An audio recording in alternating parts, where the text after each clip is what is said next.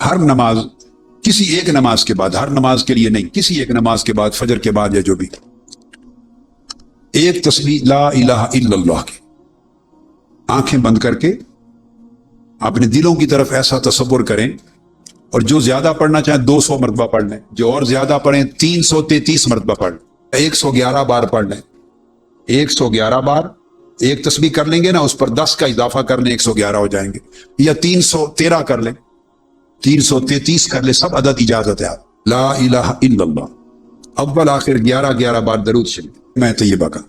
جب ختم کریں وظیفہ تو اینڈ پر محمد رسول اللہ کہنا، ایک بار، صرف اینڈ پر ایک بار محمد رسول اللہ، اینڈ پر سب کو پڑھنے کی تاکید ہے، ساروں کو۔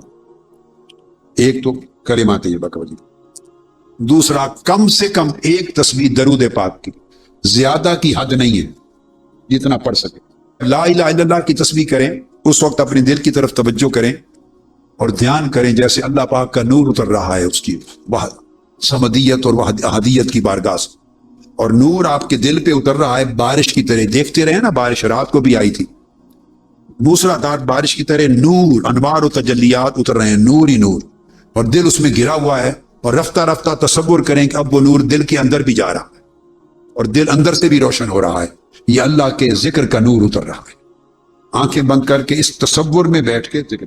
دوسرا، ایک تسبیح کم سے کم یا زائد جتنا پڑھ سکیں، اجازت دیں اوقات، حضور الاسلام پہ درود پاک، اللہم صلی علی پڑھی سیدنا و مولانا محمد وعلی آلہ وصحبہ وبارک وسلم، یہ درود پاک۔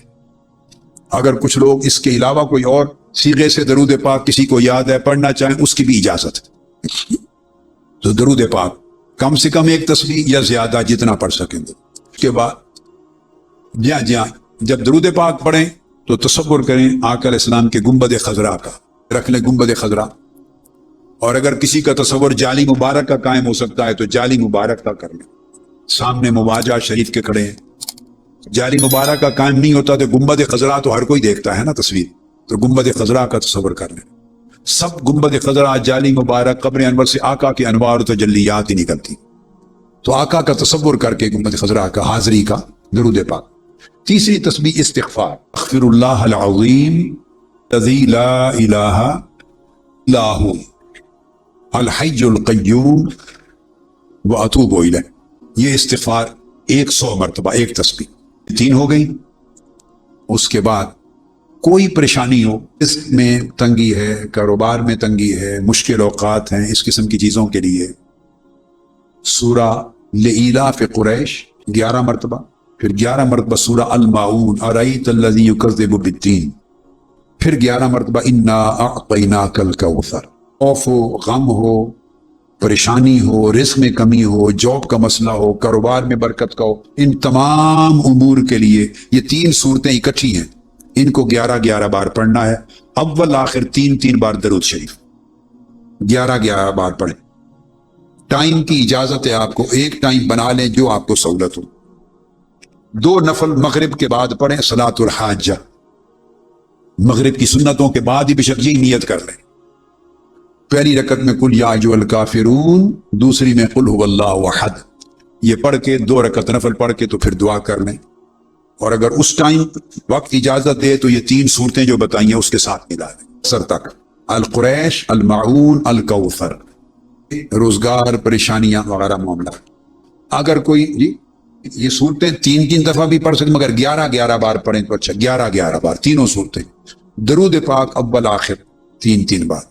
اس کے بعد اگر بیماری ہے، آپ کو ہے، گھر میں کسی کو ہے، سب کی، یہ فیوزات محمدیہ لے لیں، فیوزات محمدیہ، اس فیوزات محمدیہ پر صفحہ نمبر 349 پر 300، اور رزق میں جو کچھ رزق میں پریشانی ہے وہ 3 صورتیں بتا دی نا، اس کے ساتھ رزق میں ساتھ یا باسط، یا باسط یا وہاب، کیا یا باسط یا وہاب پڑھیے، یا باسط یا وہاب، یا باسط یا وہاب، یا باسط یا وہاب تو پڑھ سکتے ہیں، اور یا باسط یا واسع، واسع وسعت سے، دو اسما پڑھیں یا تینوں ملا کے پڑھنا چاہیں، جیسے جیسے یاد رہے.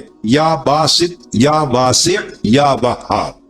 پڑھیے یا باسط الف با سین تا، تو یا باسط، یا واسع، یا وہاب، یا باسط، یا واسع، یا وہاب.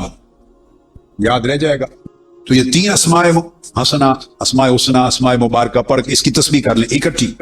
یا باسط، یا واسع، یا وہاب. ایک بار پڑھا نا، پھر دوسرا دانا، پھر تیسرا، اس کی تسبیح کر لیں. تو ایک مرتبہ، صرف ایک مرتبہ اس کی تسبیح کر لیں. وہ تین صورتیں بتا دیں، ان کو 11 بار پڑھ لیں. وقت کم ہو 7 بار پڑھ لیں، اگر یہ اجازت ہے دونوں عدد کی بھی. تو یہ اللہ پاک کی اسماء مبارکہ میں سے. تو میں جو بتا رہا تھا 349 گھر میں بیماری ہو، آیابی کے لیے سورہ فاتحہ. اگر بیماری ہو، تنگی ہو، مشکلات ہو، اور کہتے ہیں آسیب ہے، سایہ ہے، یہ ہے، اٹھ پٹانگ کی چیزیں، بیماری وغیرہ، اس کے لیے سورہ فاتحہ تمام مشکلات کے لیے 11 بار پڑھیں سورہ فاتحہ، اور 11 بار سورہ اخلاص. یہ اگر کہہ رہا ہوں بیماری ہو، پریشانی ہو، اس کے لیے 11 بار سورہ فاتحہ. آپ ریکارڈنگ لے لینا اتنا حصہ، تو اس میں ہر کوئی سن لے گا. 11 بار سورہ فاتحہ اور 11 بار قل هو اللہ احد سورہ اخلاص. اول آخر 3 بار یا 11 بار درود پاک اول آخر، بیماریوں کے لیے، شفا یابی کے لیے. اور ایک وظیفہ ہے کہ میری اسی کتاب فیوزات محمدیہ کے صفحہ 350 پر یہ آیت کریمہ ہے سورہ الاسراء کی، سورہ بنی اسرائیل کی آیت نمبر 82. وَنُنَزِّلُ مِنَ الْقُرْآنِ مَا هُوَ شِفَاءٌ وَرَحْمَةٌ لِّلْمُؤْمِنِينَ. یہ ایک آیت. نُنَزِّلُ مِنَ الْقُرْآنِ مَا هُوَ شِفَاءٌ وَرَحْمَةٌ لِّلْمُؤْمِنِينَ. شروع میں اعوذ باللہ بسم اللہ پڑھ کے، درود پاک 3 بار پڑھ کے اس آیت کو 11 بار پڑھیں، یا چاہے 40 بار پڑھ لیں. مریض پہ دم کریں. آپ کو دردیں ہیں، تکلیف ہے، گھر میں کسی کو ہیں، آپ کو اپنے گھر کی حد تک اجازت ہے، اپنی فیملی میں، خود کو، اولاد کو، بچوں کو، میاں بیوی کو. وَنُنَزِّلُ مِنَ الْقُرْآنِ مَا هُوَ شِفَاءٌ وَرَحْمَةٌ لِّلْمُؤْمِنِينَ. 7 بار بھی پڑھنے کی اجازت ہے، 11 بار بھی پڑھ سکتے ہیں، 21 بار بھی پڑھ سکتے ہیں، 40 بار بھی پڑھ سکتے ہیں. اگر بخار ہو گھر میں، بہت سخت بخار نہیں اتر رہا، اس کے لیے اسی کتاب کے صفحہ 351 پر، اسی کا اگلا صفحہ، یہ 350 تھا، اب 351، اس کے اوپر وظیفہ ہے سورہ انبیاء آیت نمبر 69. یا نار کونی بردم وسلام علی ابراہیم، یا نار کونی بردم وسلام علی ابراہیم. اسی طرح 7 مرتبہ، 11 مرتبہ، یا 21 مرتبہ، یا 40 مرتبہ پڑھ کے پھونک دیں. پانی پر بھی پڑھ کے دم کر کے مریض کو خود بھی پئیں، پلا بھی سکتے ہیں. دونوں آیتیں الگ الگ جو مقاصد، عمومی بیماری کے لیے، یہ بخار کے لیے یا نار کونی، آگ، نمرود کی آگ ٹھنڈی ہو جائے. وظائف آپ کو دے دیے، ان کی اجازت دے دی، ان کی اجازت دے دی. اور خطابات کو روزانہ سنیں تاکہ آپ کا تصور قائم ہو، تعلق قائم ہو، توجہ قائم ہو. ویڈیو پر، کیسٹس پر، انٹرنیٹ پر خطابات سنیں ہر وقت، اور تھوڑی دیر مگر خطاب سنے بغیر نہ سوئیں. اولاد کو بھی سنائیں، خود بھی سنا کریں. حاجتیں جو لے کر آئے ہیں، مرد بھی، عورتیں بھی، بہنیں، بیٹیاں بھی، مائیں بھی، بزرگ بھی، جوان بھی، بچے، ان کے دلوں کی ساری حاجات پوری فرما، ساری مرادیں پوری فرما. اولادوں کو اپنے والدین کا ادب کرنے والا بنا. میں یہاں مغربی دنیا میں، پاکستان میں، اولادوں کو نصیحت والدین کا ادب کیا کریں. غیر مسلم دنیا میں اور آج کی مادی دنیا میں اولاد اور بچے ادب نہیں کرتے. ادب چلا گیا ہے. بچوں تم ایمان والے ہو، آقا علیہ السلام کے غلام ہو، اسلام والے ہو، والدین کا ہمیشہ ادب کرو. والدین کا ادب ایمان کا حصہ ہے، بڑوں کا ادب ایمان کا حصہ ہے. ادب ایمان ہے. شرم اور حیا رکھو، ہمیشہ پردہ رکھو، حرام سے بچو، حرام نہ کھاؤ، حرام نہ پیو، نہ کھاؤ، نہ حرام صحبت میں آپس میں ملوث کرو. اپنے ایمان کو محفوظ رکھو، اپنے دین کو محفوظ رکھو. آپ آقا علیہ السلام کا کلمہ پڑھنے والے ہیں. بے دین اور کافر بچوں اور بچیوں کے نقش قدم پہ نہ چلیں. اس معاشرے کی فحاشی، عریانی، بے حیائی کی پیروی نہ کریں. ہمیشہ استقامت کے ساتھ رہیں، ایمان پر رہیں، تقویٰ پہ رہیں، حیا پہ رہیں، دین پہ رہیں. اس میں خیر ہے، اگلی نسلوں کی اور آقا علیہ السلام کی شفاعت نصیب ہوگی.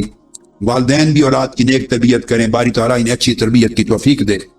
صلی وسلم وبارک علی سیدنا و مولانا محمد وعلی آلہ وصحبہ اجمعین برحمتک یا ارحم الراحمین.